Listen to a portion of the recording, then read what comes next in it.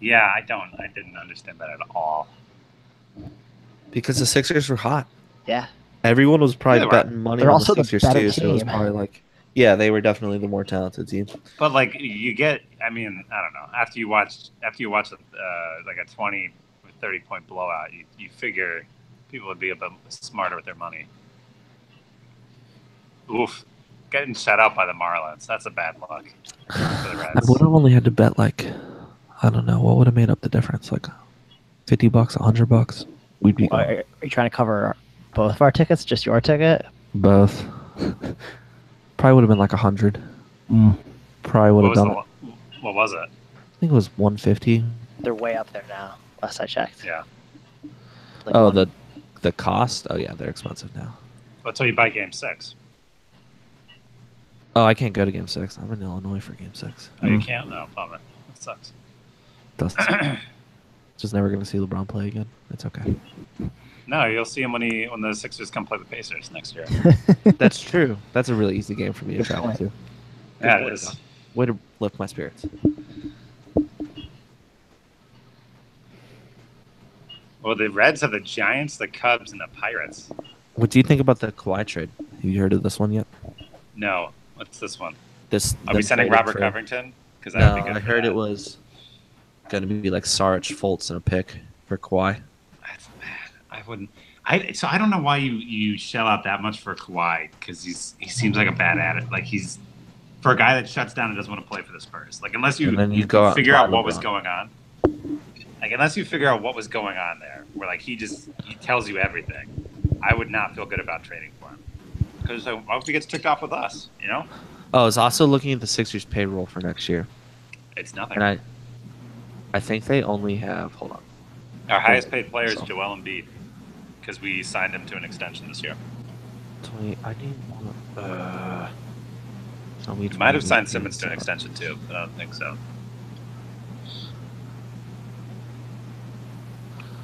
2018, 19, 10, 18, 16, 26, 32, 35, 37. So, yeah. Why does this not tell me who's pitching? Oh, it's just the Google thing. Pretty good though.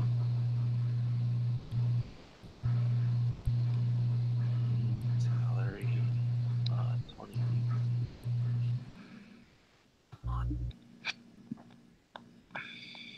Here we go. Salary cap table. That's exactly what I needed. It's a bummer that we didn't sign Jeremy Hellickson. He's playing really well for the Nationals. He would have wanted a decent amount of money though. Yeah, he's like, I think he has like maybe 2 decisions, but he's had like 5 really good starts. Freaking tell me what the freaking. Sorry, you I still guess got Nola. All Yeah. right, so they will have $31 million in cap space, which is not enough to sign a max player. Which is where I was. What? Really? Yeah. And they also have You gotta be- $45 million in cap holds. So they are going into free agency to afford someone like LeBron. I mean, it's really not that hard. To afford someone like LeBron, they're going to have to renounce their rights to JJ Redick, Bellinelli, and Ilyasova, and Amir Johnson. Oh yeah. Which I think. Well, they yeah. did anyways. They would have been doing that anyway. Yeah. That just means that as soon as you renounce your rights, you can't go over the cap to sign them again, Yeah. which is kind of a big thing to do. Anyways, and then they would probably move someone like Jared Bayless, who's eating up $8.5 million in cap space. But yeah, dude, I don't know. If I was playing 2K with the Sixers, what would I do? Nats are up on the Yankees right now, but it's early. You do everything you could to sign LeBron. I would definitely try and move Bayless. I would try and package Covington in a trade because he's eating up. John, We've you're not a got, like- Covington guy? No, I like him. It's just he played badly. I'm gonna try and keep my rights to Bellinelli and Ilyasova because their cap holds are only $3 million combined, and that means I can go over the cap into the luxury taxes. Sign I'll them. get a beer. JJ Redick, Why- I'm gonna have to renounce the rights to because his freaking He's- contract is bloated Yeah. as shit. Well, it's because we signed him to a 1-year deal. I know it's 28. It's Why aren't they basically telling me- $28 million. Who's pitching? Like, it shouldn't be that hard to just tell me who's projected the pitching. All right. I don't know what the Sixers can do. I don't think they can trade for Kawhi. I don't see how that would work. Well, no, you trade for Kawhi, but you have to send like it's. You would we have to sign LeBron five. first. I think we have 5 bench players, right? No, Well, we have, your guaranteed bench players for next year are Justin Anderson, Saric, Mhm. Fultz, and Gorkmaz, and Luwawu Cabarro, however you Right. say his name. Oh, and McConnell. So those are your guaranteed players. So it's 6. So we got 6 bench guys. Um, So we have to move. well, no, because I'm taking away JJ Redick, so you're losing a starter. Yeah. What I'm saying is that those 6 guys, we can like you can shrink it to 3, right? Sure, yeah. Yeah. And I I mean, think there's what they, salary I think there. what they do is they You just try and have go sign LeBron. Then they after that, I don't know what they do. They just keep roster as is, but I do think they should keep a hold of Bellinelli and Ilyasova because they're both good at shooting, and you want Yeah. shooters on a team with LeBron. Well, I think that the hope too is that Saric gets better at shooting, Covington gets better at shooting, because that's what they're there for. They're those kind of guys. I just would like I look at Covington's contract, and that's a pretty tradable contract. Oh, it is. I don't know if he is worth 10% of your cap space. Probably not. Let me get some water real quick.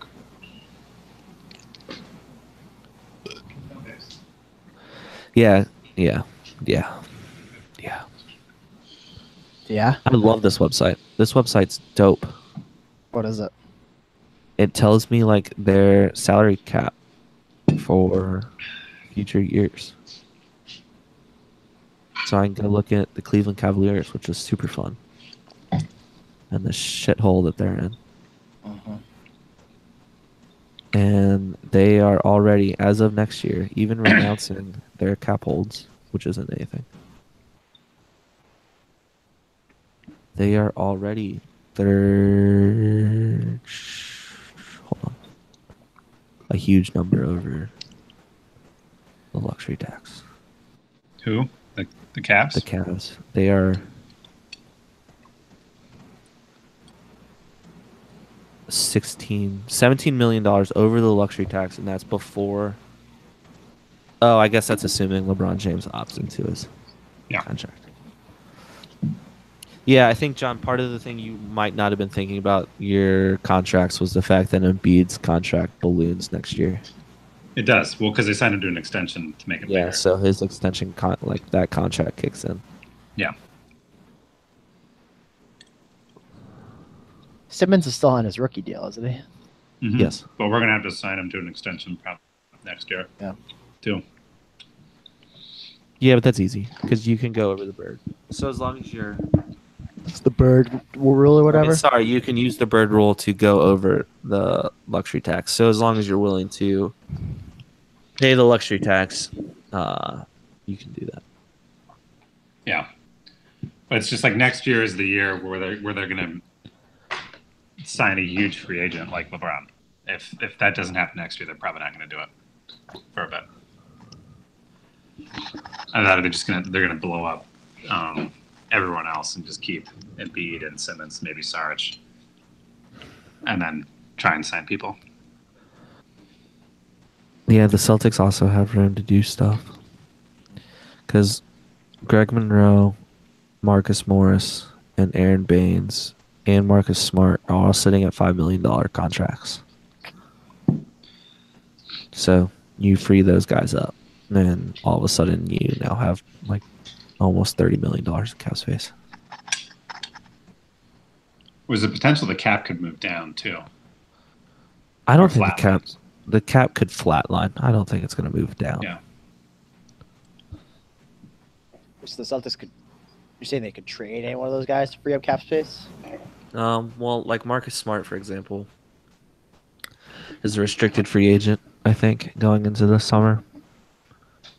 So I don't think they're going to. I don't know. If I were the Celtics, I wouldn't re-sign him. No, it's going to be too expensive. He's gonna be too expensive. So No. Also, after these playoffs, he's going to get overpaid by like someone. I don't know, actually. wait, maybe that's after next season. I'm not Oh, sure. nope. That's no, that's the season. That's Nope. the season. Oh, I was right. I don't know. I was right. Jeff, have you ever played RBI baseball? No, but I'm familiar. Hmm. Are you playing right now? No, I'm just seeing it advertised on the Phillies website. I hadn't heard of it before. Yeah, it's like an arcade style baseball game. So I understand. Oh, really? Yeah. That's gross. Never mind that. You also They hit- they haven't made a good baseball game since MVP 2005. Oh, I know. SB Nation reminds me about that constantly. Greatest video game, greatest sports video game ever made. That was a fun Fire Four we did. We need to So I get. We think need to, Bregman Rose free bring that agent. back. Marcus Morris, you would resign, or not resign? You did a trade. He's locked in next year. who is Marcus Morris? Yeah. Fine. Monroe's gone. Right? It was like a rental. Yeah, he's for sure gone. Fire him at the Sun. He's worthless. Aaron Baines should, I would imagine, you let him walk too. If someone overpays for Yeah, Aaron money. Baines, then someone will really make him take a Dude, Terry Rozier's a steal. Yeah.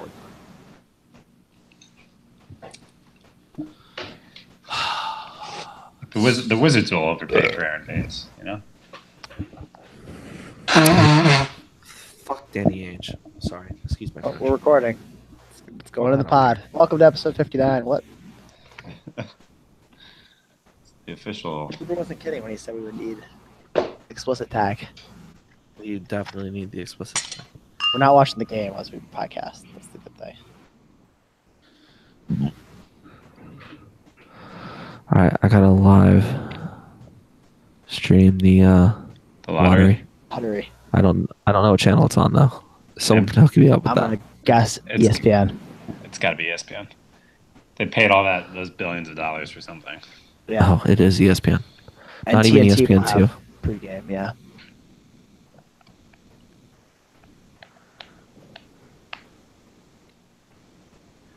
Should we, NBA draft lottery. should we do some sort of lottery incorporated into the show? Let's do it. Yeah. How can we do Lottery and gambling. Come on. that? Yeah. Child's play. I don't know how we do that. We could workshop it. Yeah.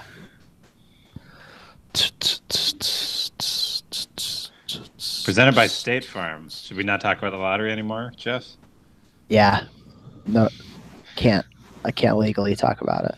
We could just say presented by Nationwide. That would probably be worse. That would probably not go over well. Oh, what about? Do we want to talk about Solo? Sure. We haven't seen it because it's not out yet, John. Yeah. We'll Well, I talk know. about it after we all go see it. We could talk about it beforehand too, like stuff we're hoping for. You know? No, not feeling that. Yeah. Have you seen the movie posters? No. They're like stylized after the Comes- Millennium Falcon in the background. When's that It's come kind of out? nice. 10 days. Does that come out the same weekend as Deadpool 2? I don't know. Because I'm I probably forgot gonna go see Deadpool had a Deadpool. sequel. First. Deadpool. Yeah, Deadpool. Deadpool. Looks pretty good.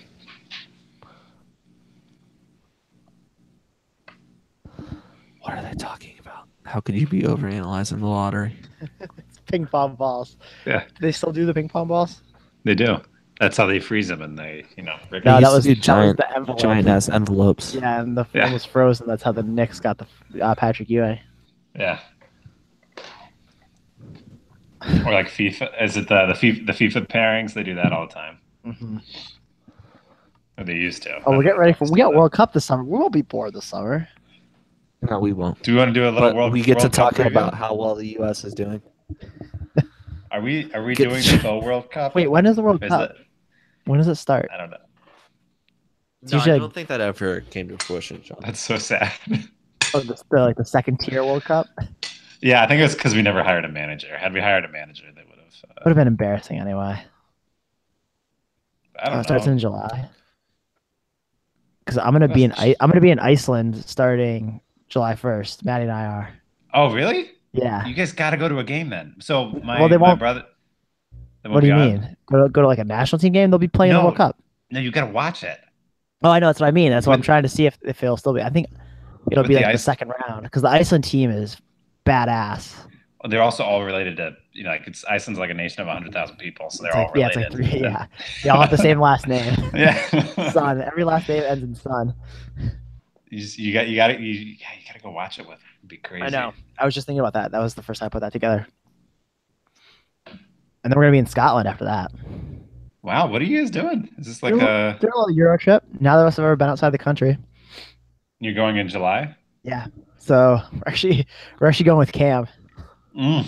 Cam's doing a month-long Europe, Africa, and Middle Eastern trip before he goes to law school. And he was looking for people to travel with. So we're doing Iceland and part of Scotland with him. We were planning to do Ireland after Scotland, but Maddie found out that she has to be back on July 9th for her orientation for her new job. So instead, we're just doing Iceland and Scotland. Oh, cool. That's a stupid early orientation. Yeah. I know. It was actually a super fortunate, like really, I was like, we booked the first two legs and I was kind of putting off booking the Scotland to Ireland to home leg because it was like a lot of money. And I kind of waited and waited and waited. And then she found out that if we had booked it and gone into that next week, we would have been screwed. We would have had, I don't know how canceling international flights works, but I'm sure it wouldn't be easy. Yeah. We'll be going to France the first week of August. So Nice. Yeah. That's right. You guys are doing the riverboat? the honeymoon. Yep, the riverboat honeymoon. Yeah. Jeff and Maddie are going to Scotland and Iceland. Really? When? At the same time we're going on the honeymoon. No, you guys are going to August. the we're going first to July. Yeah, the first month of July. Yeah. I was just looking for reactions. We're actually coming with you guys. Yeah. Hope that's okay. They're actually going to tag along. That's cool. We figured it'd be fine. We just went ahead and booked it. Oh yeah. Yeah. Oh, you guys are here too? Oh, funny. We got the room next to you? It'll be like the engaged encounter. Yeah, like Engaged Encounter. all Yeah, over again. exactly. Just like Engaged Encounter in every Oh, sense. gosh. So good. Oh, man. All right. Are we ready? They started picking ping pong balls yet, Cooper? No. They got to do a couple interviews and then they're picking ping pong balls. Is Mo Bamba actually going to be good at NBA basketball? Mhm. No. No. I don't know. Probably not. The Sixers have Who are they a ton of interviewing? second-round Who do they? picks. What's to prevent him from being like Rudy Gobert or Clint Capella? Really? Yeah, I know. He has like the same skill set. Gosh, why did the Lakers have to win this year? They're such a garbage organization. Thought you'd be supportive of a team not tanking actively. Why on earth would you think that? Because you're such a staunch. I will. Yeah. You're an advocate of the relegation model. Yeah, and I'm saying that fixes a problem. I'm not saying that we have to get rid of the problem. I'm saying You're saying that within the current parameters. actually it doesn't necessarily Right. fix the problem. It just makes it more exciting. Makes the problem more exciting. Because then you want to tank as much as you can so you can get to the lottery, but not so much that you get relegated. Yeah. You keep the lottery, but you also have relegation, and so it's like that'd be hilarious. Like one team tanks a little bit too much. Yeah. Did you see that German team, Hamburg, that got relegated and their fans set fire to the stadium? Yeah. Mm. Stuff happens. That would happen. Would that happen anywhere in the NBA? Not the NBA. It would happen in football, almost 100% sure of it. Could you imagine the Cowboys getting relegated? Yeah, exactly. Like The NBA Raiders- draft combine is Thursday and Friday from 3 to 7. In case any of you guys were Mark your interested. calendars. People say that the Thursday, Friday of March Madness is the best 2 days in sports. So let me tell you, actually, NBA draft combine. We could Okay. do that. You could go up to Indy for the weekend. Is it in Indy? Does Indy just have a monopoly on Yeah, combines? no, it's always in Indy. Yeah. Are you serious? Isn't It it? actually oh, is? I'm sorry. I thought we were talking about the NFL. No, Sorry, my bad. that would be hilarious. No, I They think also it's in Yeah. Chicago. I think it's in Chicago or like Arizona, right? I think it's in Chicago. Let me look. I'm just NBA gonna draft believe it's in combine. Oh, New York. Wrong. Oh, Brooklyn. really? Barclays. At the Garden? No, Barclays Center. Just said it. Oh gosh, that's gross. They wouldn't demean the Garden like that, John. Yeah. Welcome to the NBA, boys. It's because they thought the Nets were going to have the number 1 pick, you know, make it easier All for right, them. they're doing a story on Luca, so I'm gonna watch this. He's a badass. Okay. Report back to us. Should we get started? Let's get started. Yeah, let's get started. While Cooper watches. You guys are assholes. Welcome back to episode 59 of All the Small Takes. It is a Tuesday night. I'm here with John and Cooper. Cooper's upset at us because he's trying to watch the spectacle that is the NBA draft lottery. And not even the lottery, the interviews and specials that they're showing before the lottery. Yes, Cooper, sir. do you know who's there for the Cavs tonight? Yeah, I do. Do you? Who's there? That was actually Yeah, in I my do. list of data, but I forgot you can't look at the Google Docs, so thanks for spoiling that. Oh, I'm sorry about that. No, it's okay. Yeah, it's Nick Gilbert. Nick Gilbert's representing the Cavs. Is that Yeah. There's actually a really cool story that everyone should go and read. I'll give you the short version. Nick Gilbert, son of Dan Gilbert, was born with like a rare birth defect that basically he spontaneously has tumors grow throughout his body and has had to have multiple surgeries and multiple rounds of chemo. And actually just recently, I guess maybe 4 months ago, something like that, had to have surgery to remove a tumor from his brain. And he is healthy enough to attend, which is it's a really cool story because he's done the lottery before for the Cavs and has been pretty successful in terms of his luck and his draw. But I think it's kind of more meaningful this time around. Well, Cooper's going to keep us up to date on all things NBA draft lottery. We might break some news as we go through the podcast tonight. John, how are you doing on it? Still recovering from law school?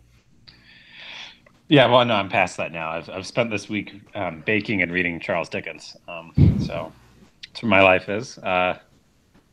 If anyone wants to talk about summer musicals, I've proffered that as a topic, and I think it's been shot down. But Gallivant, fun times, good music. That's 2 episodes in a row you've brought it up.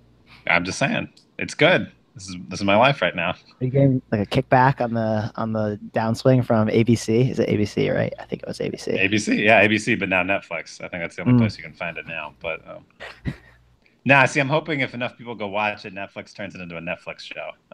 They bring it back. Oh yeah, like the Arrested Development route. Yeah. Yeah.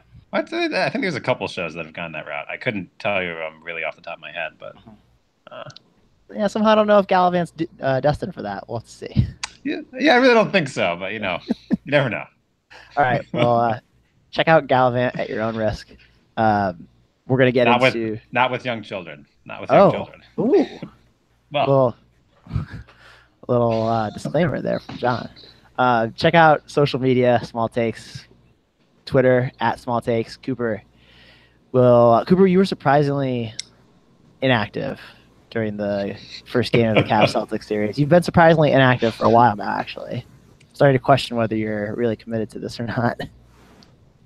I think I'm just as committed as the previous social media CEO or whatever we decided to call that person. Chief Engagement Officer. we didn't have a chief engagement officer before you. So I am just as committed as that guy. Yeah. So anyway, you can go to our Twitter. We might have some tweets, some tweeting going on, especially this evening. But check that out. Check out Facebook, All the Small Takes, Gmail, allthesmalltakes@gmail.com. Leave us a review, subscribe, download, get those reviews up. I got nothing. Hold on. Do you want to pause? Sure. We're off air. Fun fact. What? No, it says broadcast. Mine says off air. Mine says live. Mine says Mortgagee. live too. Okay, so mine's just Maybe John's lagging. not on her. Maybe. That'd We're be just talking hilarious. and they're just long extended Yeah. pauses. We're gonna have to dub John in. Cooper just starts yelling angrily for no reason.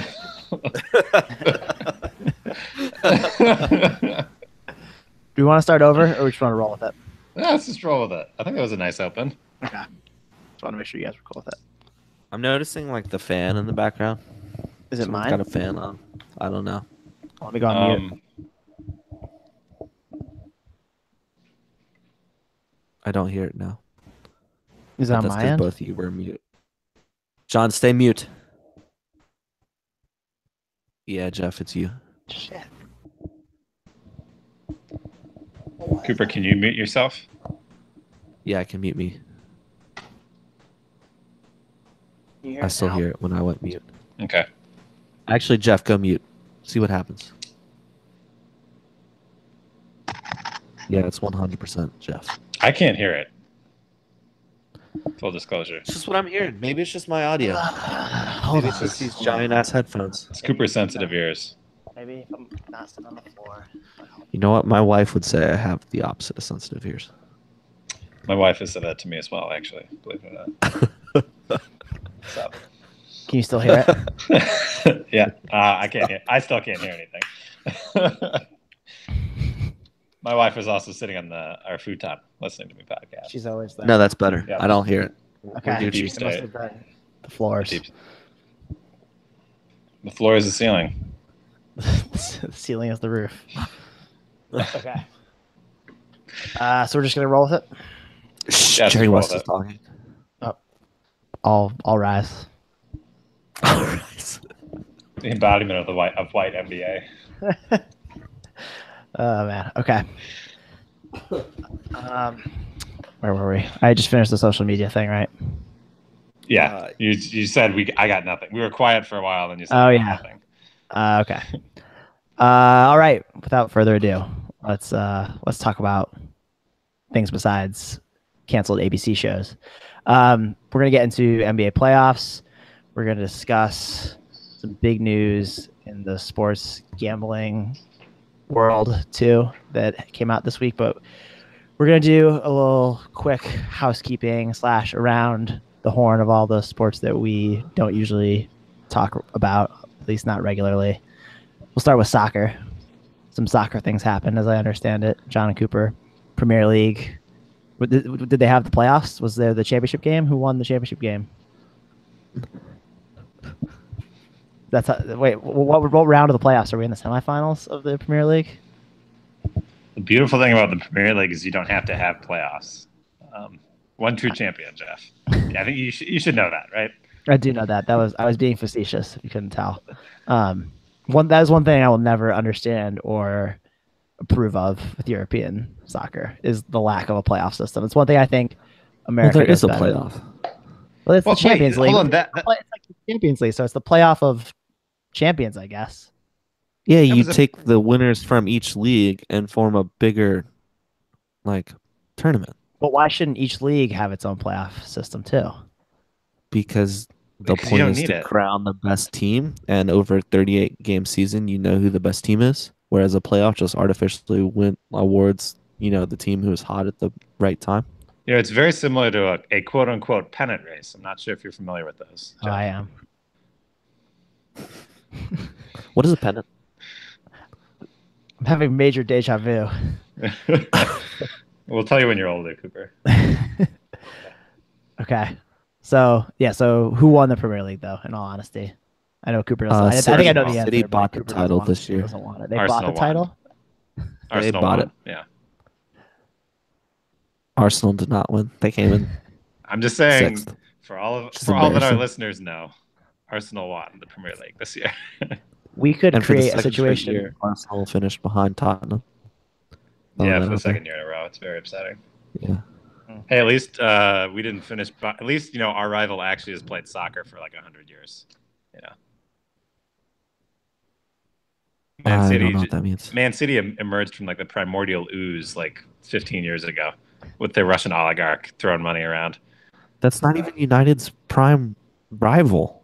I know, but it's what they are Okay, now. You have to, like, immerse yourself in like soccer history a little bit more. And no, that's not true at all. United's biggest rival is Liverpool and will always be Liverpool. It's arguably like maybe the second biggest game in the world of soccer outside of El Clasico. I don't know. I feel like El Clasico's got the Iron Bowl treatment of the last couple of years, where like no one cared about it for a while, and then both teams got really, really good, and then they were like, okay, this is a thing again. I think 2000 to 2005, the Premier League rivalries were way bigger, and people cared way more about those than El Clasico, or even Juventus and AC Milan. I think that was bigger then too. Well, a big part of The it was biggest soccer TV games in the world are rights. cyclical.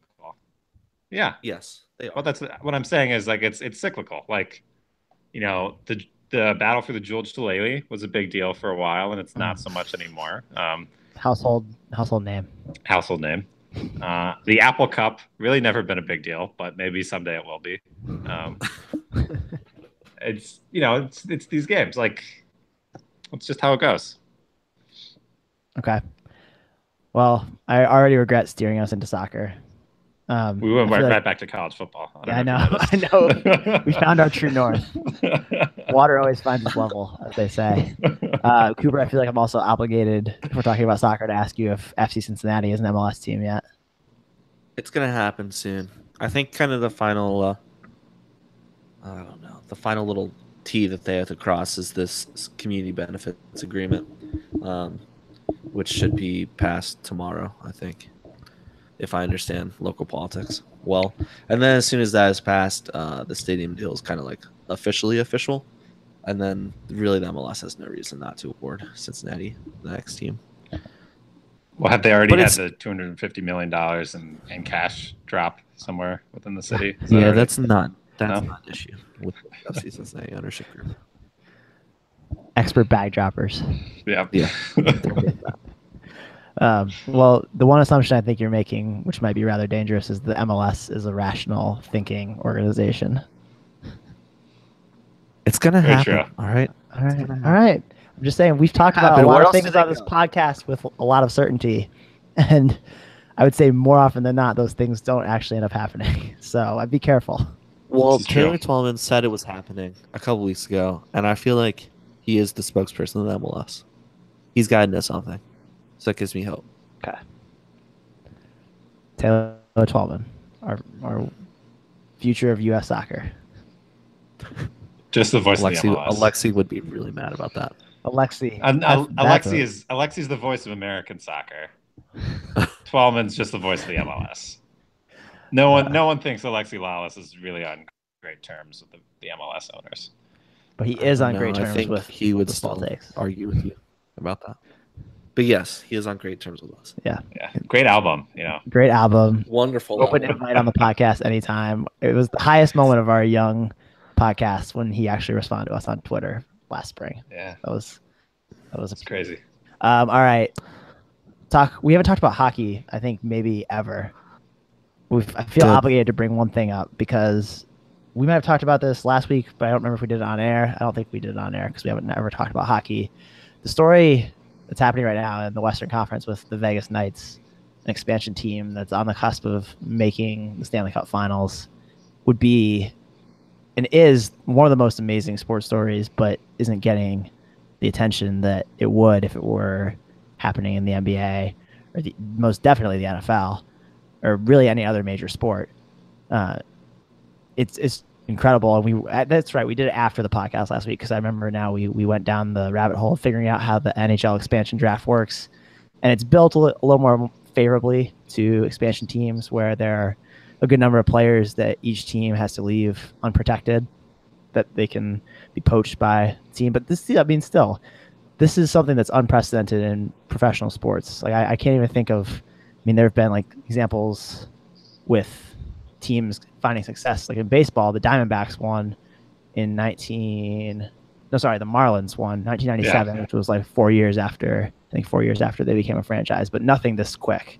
I just think it's worth noting. I don't know if you guys have anything to add. Well, maybe just speculating. Do we think there's a Marlins curse? Do we think winning early as an expansion team dooms you for the entirety of your existence afterwards? No, because they won again in 2003. Oh, I know. That's, yeah. Sorry to poke a hole in your theory there, but I'm just trying to paint with broad strokes. Yeah, that's what we do here. That's sports media in a nutshell. Actually, you just described it. No, I think it's very cool, the Knights thing. I saw some takes that like this is a bad reflection on the NHL because it is showing how, I don't know, how fluky the postseason can be. But they were the best team in the West throughout much of the regular season. And yeah, I mean, so the Predators ended up with the best record in the West. Second best team. Sorry. Yeah. Sorry, Preds. Shout out to Moondog. But I mean, so there is something to say for like levels of parity in the NHL, and the only people I think that ought to be upset are the NHL owners, because I don't know how many NHL teams there are, but let's say there's 32. That means there's 31 owners that should be pretty darn ticked off that this other team, just came out of the box playing amazing. Like I feel like you can almost guarantee that they're going to go back in this offseason and really overhaul how they do expansion drafts to really just, slate it against the incoming team. But I mean, like, also something that could be said for that is that, like, I feel like the NFL at least got weighed down initially by some of the expansion teams. Like the Saints were terrible when they first came in, and the same thing with the Bucks and the Panthers too. And so you have like these bottom feeders for a long time, and it takes a while to build up an organization. Yeah, and when your team comes in and they win right away, I mean, it really just bakes it all in, and there's the potential for them to, I mean, everyone cools off after a while, but you have a fan base right there, ready to go. Exactly. So I don't know if it's a bad thing. I think it's a phenomenal thing, especially in a place like Vegas, where like if they sucked for the first 3 years, that would be a pretty bleak outlook because it's certainly not a hotbed of hockey. No, not at all. Yeah, Cooper, you're gonna, knock on wood, have an expansion franchise in the near future. Mm-hmm. Mm-hmm. Is Cincinnati getting an NHL team? Yeah. Yeah, they are. John. Should we do odds? Which one Cincinnati gets first, an NHL team or an MLS team? or a professional baseball team? Ooh. Sure. Ouch. That hurt. Really offended. No, I think the first thing that comes to mind when I think about this Las Vegas kind of situation is that I think it's maybe not the best sign for hockey. Not that the expansion team's doing well. I just think how little press this is getting. Because, I mean, it is truly a tremendous story. And I think even last year, and I know it's kind of hard for me to kind of detach myself from soccer news and soccer media just because that's what I follow all the time. But I really feel like Atlanta was getting lots of press last year. They weren't even like, I mean, they were a successful franchise. Definitely not the level that Las Vegas is now. But they were drawing those like 70,000 people crowds at the new Mercedes Benz Arena down in Atlanta.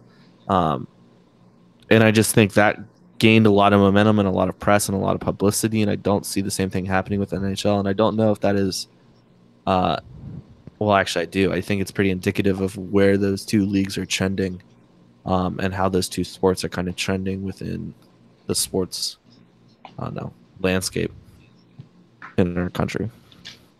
Well, I think the MLS has had a lot of success in big urban environments. I think Atlanta is an example of that. I think NYCFC is an example of that, where they've been able to build a team there. And the Red Bulls to a certain extent too, although they're a really old team. Their roots go back pretty far to like the Cosmos. But I don't know. I do feel like there's a trajectory where soccer is going to overtake hockey, where like a lot of people assume that the NHL is the fourth major league and that the MLS is somewhere below. And like, a big gap down to fifth. And I think there's a potential for the MLS to overtake the NHL, but they really have to tap into local fan bases like the NHL has done really well. I mean, the NHL's got a history in the United States that goes back to the early 20th century with like the original 5 teams playing individually for a bit and then coming together in the 60s. So that's a lot to compete with. I mean, I don't know if there are any fan bases that quite have roots like that in the MLS, especially since Columbus is going to pack up and leave soon. You had to throw that one in. Sorry. Hey, I know of like a local like fan base that's like, I don't know, kind of grassroots and pretty popular and draws lots of people to attendance and is very supportive of the club and things like that. Sporting Kansas I'm just City. saying, Yeah, Yeah, Sporting actually. KC. Yeah. No, I'm saying there's no MLS team that's been around for over 50 years. No, And and been, yeah, and the like- fact that the MLS is, willing to even entertain the idea of moving Columbus kind of shows you how much they, I don't know, appreciate the like kind of fan support. Mhm. Yeah. Okay, that was good. We segued from hockey back to soccer because, of course. Good, we got off hockey. That was well done. There we go. Should we Well do done, college dude. football now? Is that how that works? Yeah, let's do college football. So really, what this reminds me of is the Notre Dame. No, I'm just kidding. Yeah, we'll come back to hockey in another year and a half. Let's talk about the NBA playoffs, and we'll start with. And I swear we actually are going to try to talk about the Western Conference, even though we completely ignored it last week. But we do need to start in the East since it's Cooper's team and my team. The timing of this podcast is not great because Game 2 is tipping in like 25 minutes. So as soon as we hit finish on this recording, it will be outdated. So everything you hear from this point forward is looking at just Game 1 and anticipating Game 2. Things could obviously change in the next 3.5 hours. LeBron could eat the entire city of Boston, and or Cavs could go back home down to nothing. We could like record a bunch of like alternative universes. Like pick your Or, own like- adventure. Ooh, Yeah. yeah. If you think the Cavs are going to win, skip ahead 20 minutes. I kind of like this. Let's talk about Game 1 first, then we can think about how this might work. No, Game 1, we don't even need to spend that much time on it too because it was a blowout, obviously, and it really just reiterated what we've talked about already and what we have already known, which is that Brad Stevens is the most valuable person on the Celtics, involved with the Celtics. Kevin O'Connor for The Ringer put together a great analysis of how they attacked LeBron and how they defensively especially attacked the Cavs in Game 1. And something that the Cavs it's similar to the Sixers series where he tipped his hand, and I think the Cavs will find ways to counteract it. But anytime that the Cavs thought they had a mismatch, like LeBron on Terry Rozier or LeBron on a smaller defender, they were so quick to switch, and they made sure that whenever that situation arose where they're trying to isolate LeBron or Kevin Love on a smaller defender, they were able to switch quickly. I don't think that will persist throughout the series because I think the Cavs will. That's a pretty easy thing to counteract. But Cooper, I'm curious what your read on Game 1 was. Did you view it as more of a like Brad Stevens temporary coaching advantage, or is there something more systematic going on with the Cavs in the series? That's a loaded question. No, that's why it was a good one. No, I'm really not reading that much into Game 1. I mean, I texted you before the game saying I would bet on the Celtics to win Game 1. I really thought they were going to win Game 1. I knew the Cavs were going to be rusty, and I think that was the most rusty I've ever seen a playoff team ever. They're someone, man. I'm gonna have to this is gonna have to be unattributed because I forgot who tweeted it, but according to some advanced statistical measure, the Cavs actually had I think 8 more uncontested shots than the Celtics in that game. They were 1 for 12 from 3 when the shot was uncontested, which is outrageous. They're shooting around 50% in the playoffs from uncontested threes. They just weren't making any shots. And when the Cavs don't make threes, as LeBron said in his post-game press conference, it ruins their offense because LeBron needs the floor to be spaced. And if you're not making threes, the floor is not going to be spaced. I think the thing that was most disappointing for me was how that horrible offensive night made their defense so bad. Like they just gave up. They gave up defensively. And I think that was the most, as a fan, that was by far the most disappointing thing. Because like your shot's not going to fall some nights. That's just like, that's how basketball works. But man, as a professional, I don't understand how that lets you like how that leads to you just giving up on defense. It's extremely like disappointing. And I mean, if I were a Cavs player or a Cavs coach, like I would honestly be embarrassed. And that's kind of how I feel as a fan sometimes. Harsh words from Cooper. I know, John. I was waiting for you to jump in with the because this is proving a point that you and Cooper vehemently argued like 3 weeks ago about the Cavs defense. I'm not. Well, timeout. I'm not saying that defense is bad. Cooper's Their triggered defense again. sucked in game one. It sucked, but it was like from a lack of effort standpoint. There's nothing like it wasn't systematically like anything wrong with their defense. I think. Well, in that's Cooper. That's the first issue I series pointed out was they don't care and they're not playing defense. Yeah, in their It's first effort. in their It's first completely series about with effort. Indiana. In their first series with Indiana, I thought they played great defense, and I think actually this is where the Raptors kind of that series. I mean, it was good to just beat up on the Raptors, but maybe it wasn't the greatest thing in the world because they got by in that series totally on like offense. Because what their offense did is it just broke the wills of DeMar DeRozan and Kyle Lowry to where they didn't have to defend because the Raptors had already given up. And so they need to get back to playing defense like they did against Indiana, regardless of how their offense is playing, because their offense is going to struggle in the series because the Celtics are a good defensive team. Yeah, so we can talk now about game 2. And I don't know if we want to actually do choose your own adventure, but we can just talk about what we think might be keys.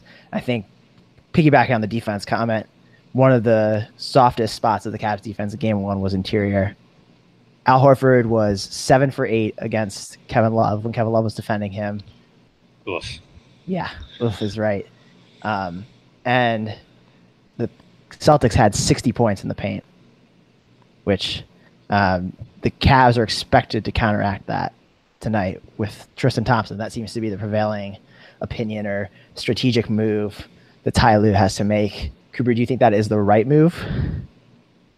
That's 100% the right move, and I don't really know why that wasn't the move in game 1. Just because if you go back across history, Tristan Thompson has dominated Al Horford in the playoffs.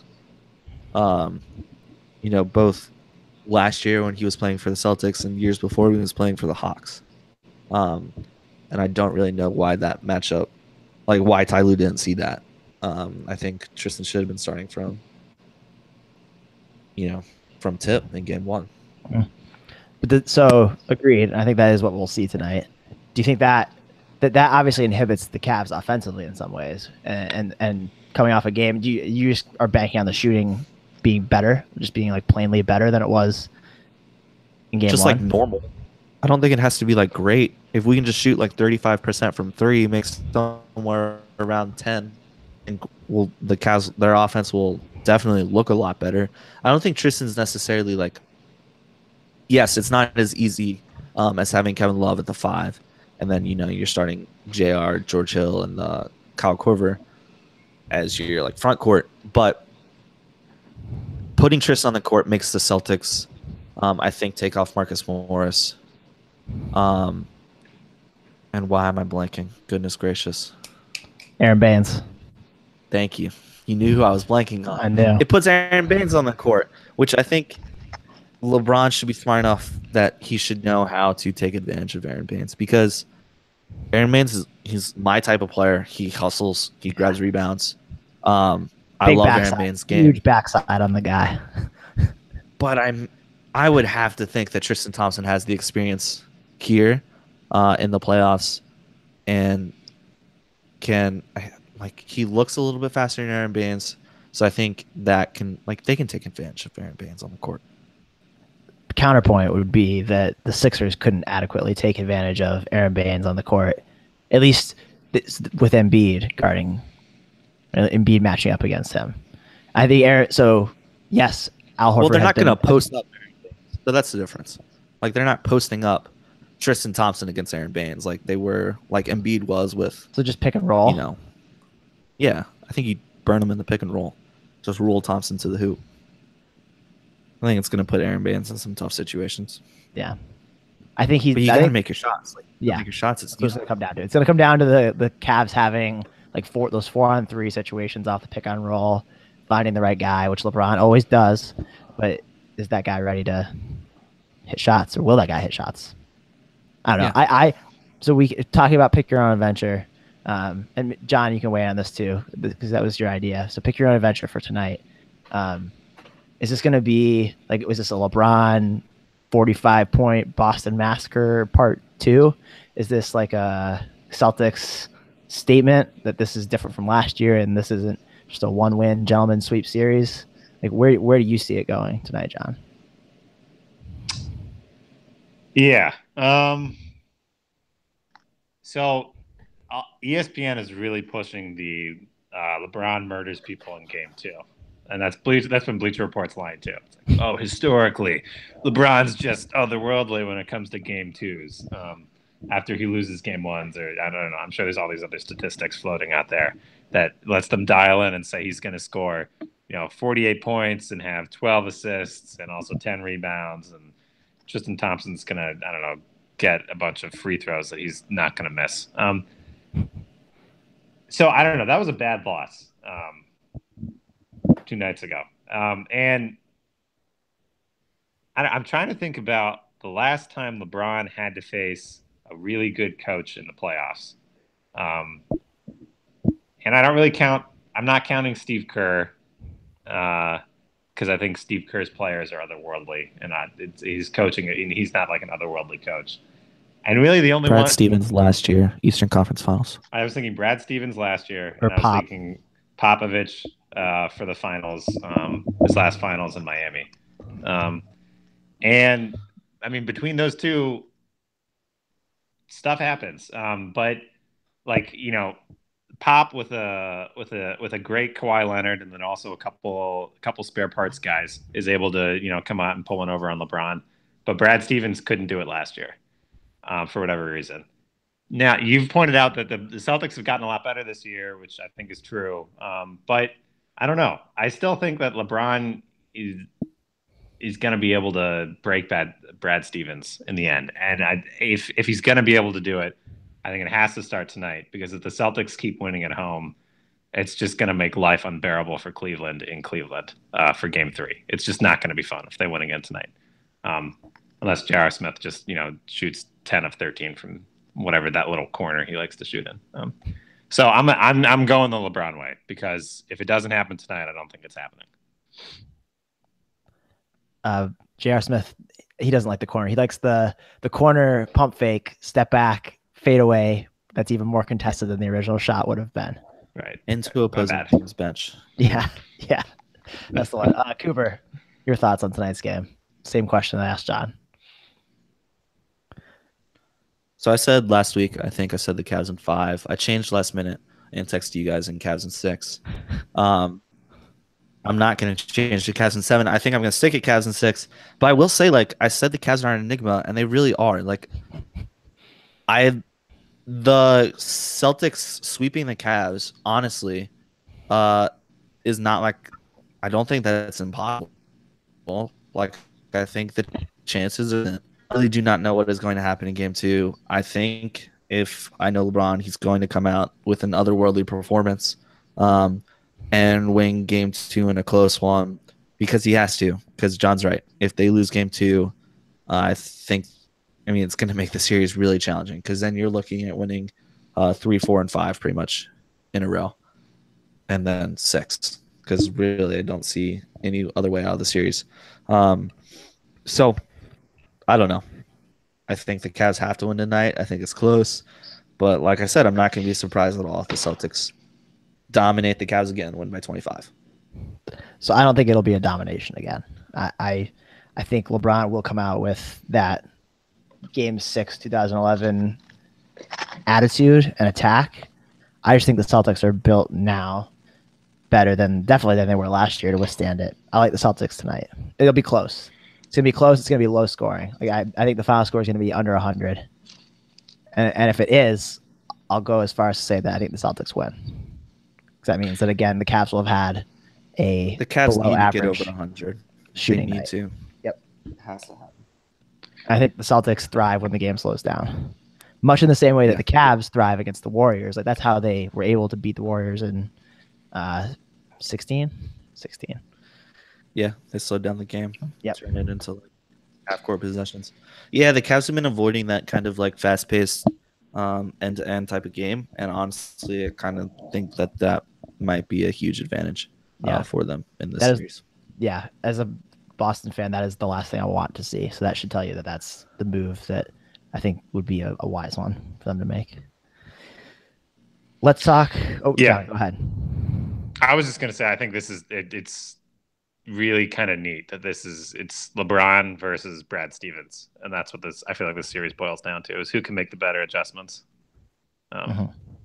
And again, we wonder why the Cavaliers are spending any money on Tyronn Lue. Otherwise, just sub the other, just to run the rotation and sub the other guys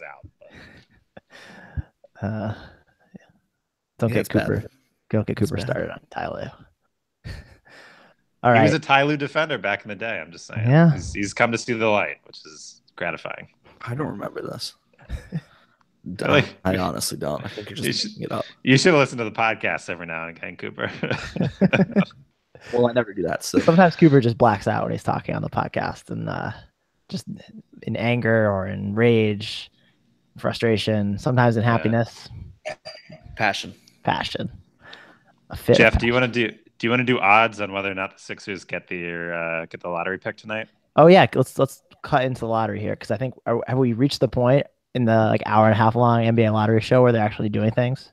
We have 10 minutes left in the show, and they still haven't done anything. Okay, sure, we'll go with that. Okay, so John, we can do odds. Odds. What is it? That the Sixers get the pick versus the Celtics tonight. The number one pick? No, just the pick. All right. So do you guys know how this pick works? No. Yes. I have no clue. All right, John, are you sure? I'm pretty darn sure I know how the pick works, but all right, John, run through it. Okay, so if it falls from 1 to 5, the Sixers get it. If it goes from 6 to 13, no. Darn it, I said it backwards. Cooper has already indicated that you failed your test. Yeah, if it's 1, the Sixers get it, and if it's 2 to 5, the Celtics get it, and if it's 6 to whatever, 14, the Sixers get it. And I feel dumb for asking this. I think I know the answer. Is it the Brooklyn pick? No, it's the Lakers pick. That's the Lakers pick. This is how ESPN is showing it to me. And if I get this wrong, it's ESPN's fault.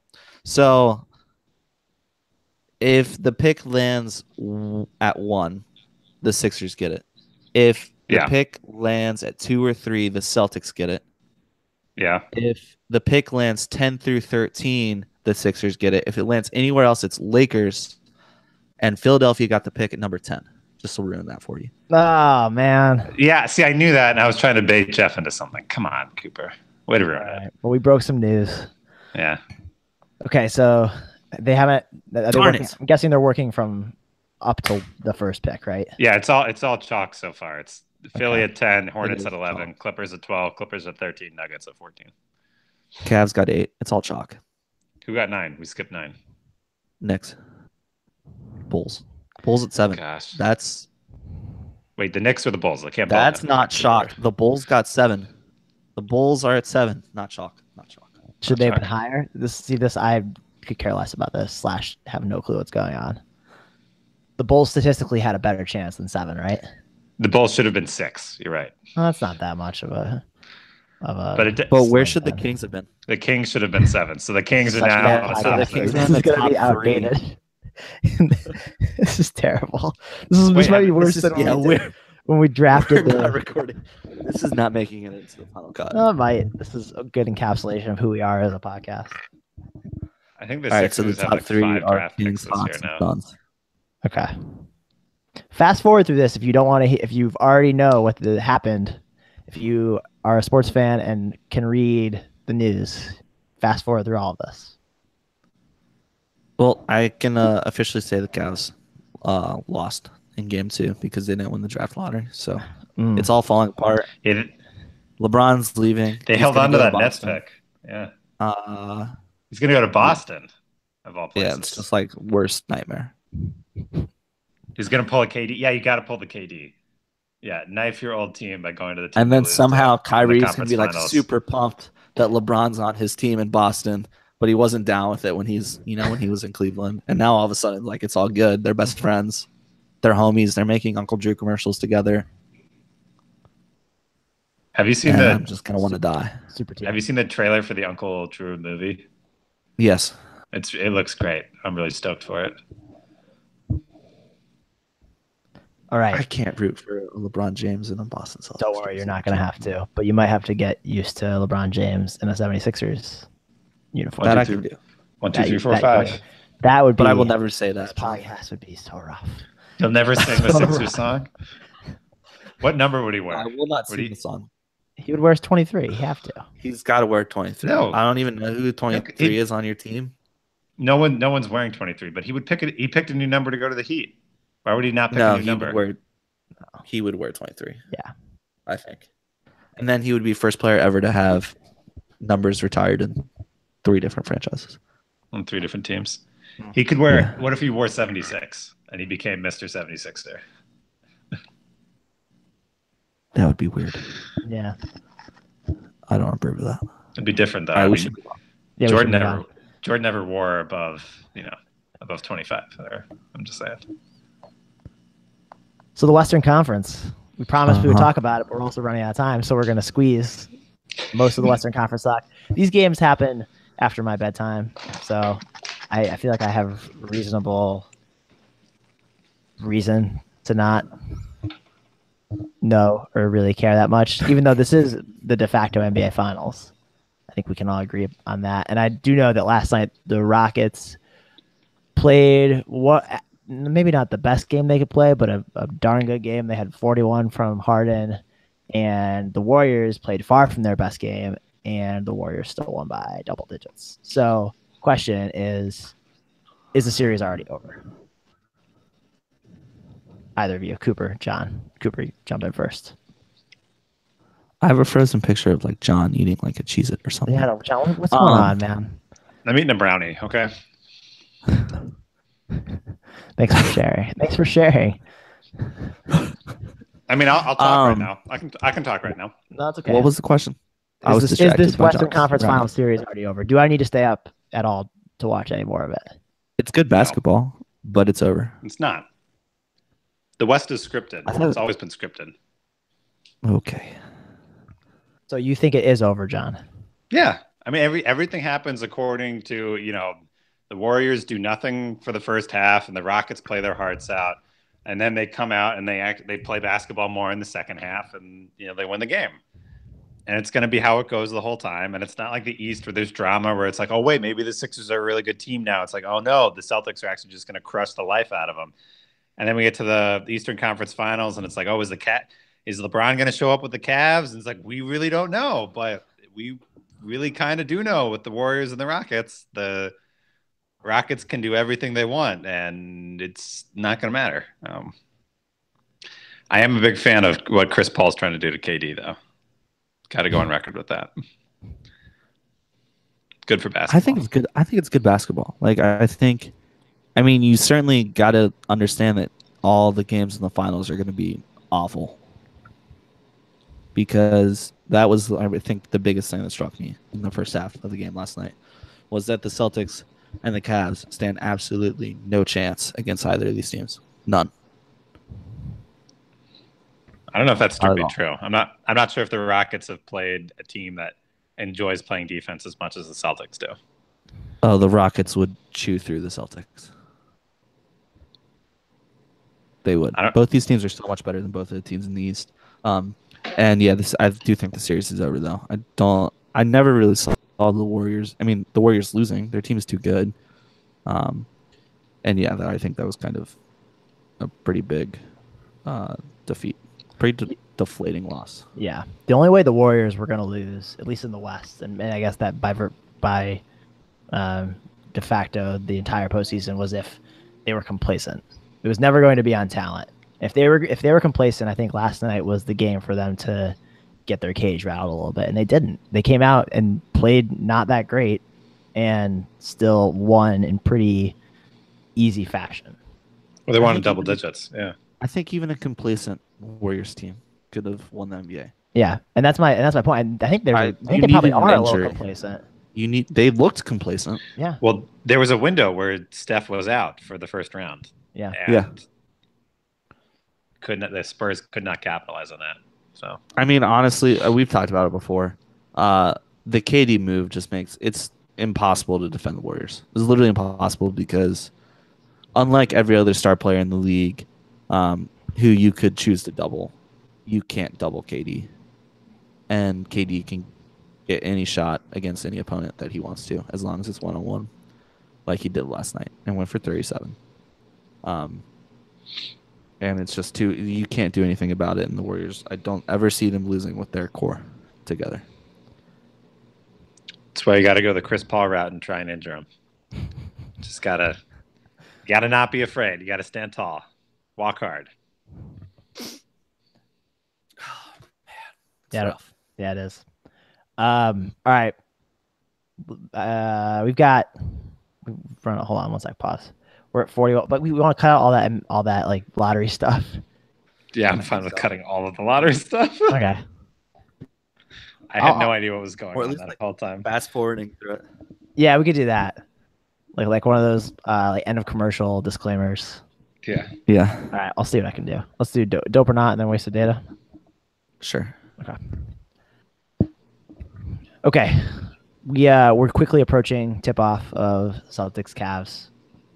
We also want to get to a couple other topics, at least one other topic, and then our closing segment.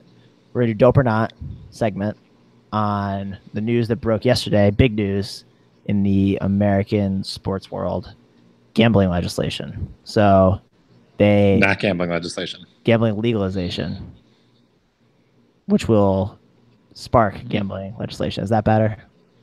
Yeah. Yes. So they removed our lawyer John just walks us through it. No, that actually not a lawyer. John. Okay. I can talk about it, but I'm not a lawyer. Correspondent. Law school correspondent. Yeah. There we go. Our lawyer John will walk us through it. I'm not a lawyer, but so the Supreme Court invalidated a federal law on the grounds that it told state officials what they had to do, what they could or could not do, and that's a federalism issue. There's a specific word for the supposed doctrine it handles, but I'm not going to bring that up. So the idea is that now individual states can pass authorizing acts to allow for sports gambling, which they could not before, because the federal law, which was written with the help of the NCAA as well as some of the other professional sports leagues in the 90s, I believe, was designed to allow really only Las Vegas, and then for like a year afterwards, Atlantic City, to be able to have sports gambling. So like the reason we got here was because New Jersey was not paying attention for whatever reason and did not act within the 1 year that they were given by the federal act to organize this. They sat around and they waited until like 2011 when Atlantic City was going under to try and authorize sports gambling there. So whether or not it's going to happen, it's not going to happen overnight. Like it's not just like you can open up your apps on your phone and start betting everywhere. Individual states are going to have to pass individual authorization acts that will allow for sports gambling.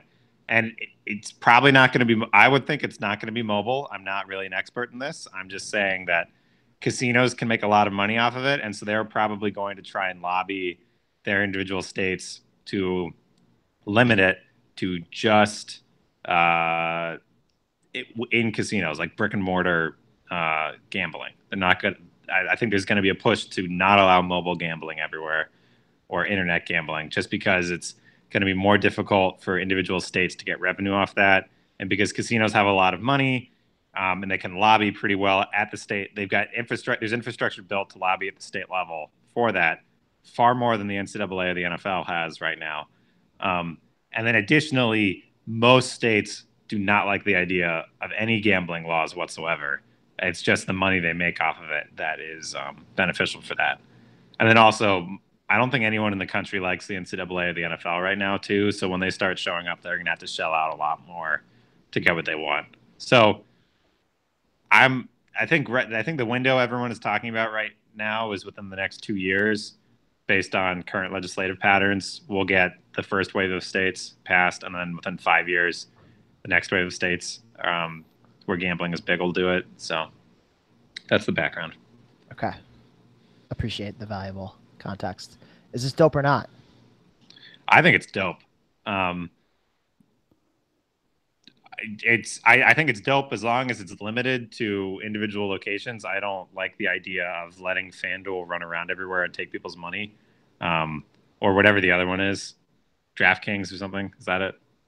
Yes. Not a fan of those two companies. As long as it allows for more money within states, I'm a big fan of it. If we're getting these huge conglomerates into it that are just going to suck up the dollars and then try and squirrel them away into like internet caches, not a big fan of that. Okay, Cooper, you had some strong opinions on this matter as well. Is sports gambling now being legal or having a path to legal action in states dope or not? Yeah, I don't think it's dope. I mean, I'm not like super against sports gambling in general, like as it was currently constructed. Like, don't have anything against people who spend their money sports gambling. Like, that's not my issue at all. My issue or my concern would be that I just don't want to hear about betting lines all the time, and I'm afraid. I mean, kind of already see it.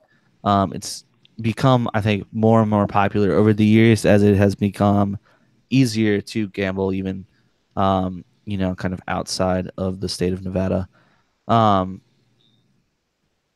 But like we've had like bad beats, and we've already talked about the fact that Bill Simmons talks about betting lines all the time, and he kind of like carved out like that little market, and I just don't want it to start to, I don't know, pervade other sports media. Like, I definitely don't want it to be on Sports Center. It's going to be.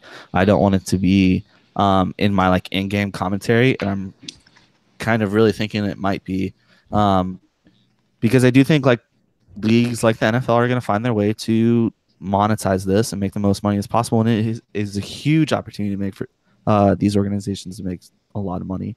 And so I kind of see it as driving the market, and that would be my concern.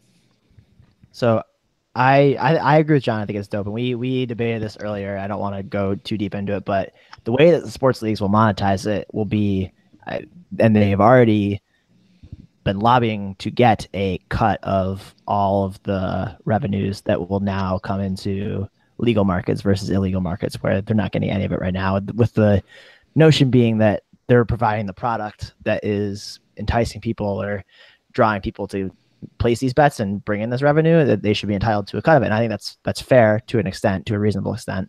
Mm-hmm. And I don't think that it will take over the way that we as fans consume sports. Like we were talking earlier, I went on ESPN, the app, and was checking the line on the Celtics Cavs game, and guys like Simmons or guys like Van Pelt, who does his bad beats, will continue to cater to that audience, but it's not going to be like a more integral part of your viewing experience, like live sports, especially. I don't see that happening at all. I don't see it as any different than fantasy football, and like we can say the same thing about fantasy football. And look at how much like fantasy football. Yeah, but you don't have a fantasy football analyst in the booth during an NFL game. They're still talking about it. Are they during a live broadcast? No, but no more than like the thinly veiled references you get now to like a late touchdown where Brent Musburger will be like, and that's a meaningful one to a few of you out there. Like, and that was even during the era where like things like DraftKings and FanDuel weren't, I guess, were kind of like in the gray as to whether or not they were like legal. They're still in the gray as to whether or not they're legal. Yeah, I know, but I kind of see that as probably clarifying or getting more clear. Yeah. I just don't think it changes. Go ahead, John. I don't think it changes how sports are covered. I mean, like in a significant way. I mean, I think there's two things in the United States that have been integral to sports from its earliest time, and that's been like connections to local communities and gambling. Like I think the two most infamous sports events have been Pete Rose betting on his team, and then also the Black Sox. Throwing was it the 1918 World Series, the 1916 World Series? 1919. 1919. There you go. Getting close. So gambling had been big in sports, and it was a huge driver in sports. And then it went away. And now it's coming back.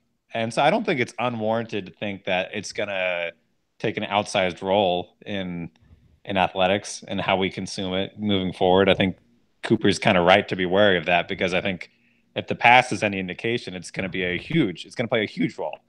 Like people are going to be betting because they can, and because it's a way to make money, and because people who think they have an inside track will.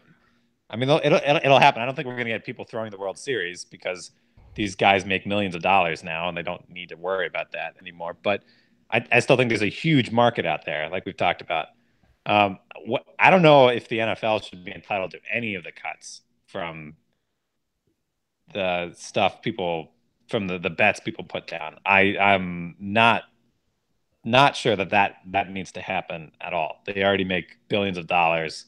I don't see why they need to take more revenue away from revenue streams that are rightfully belong to the states, because the states are the ones that are sanctioning these activities, not the NFL, not the NCAA, certainly not the NCAA.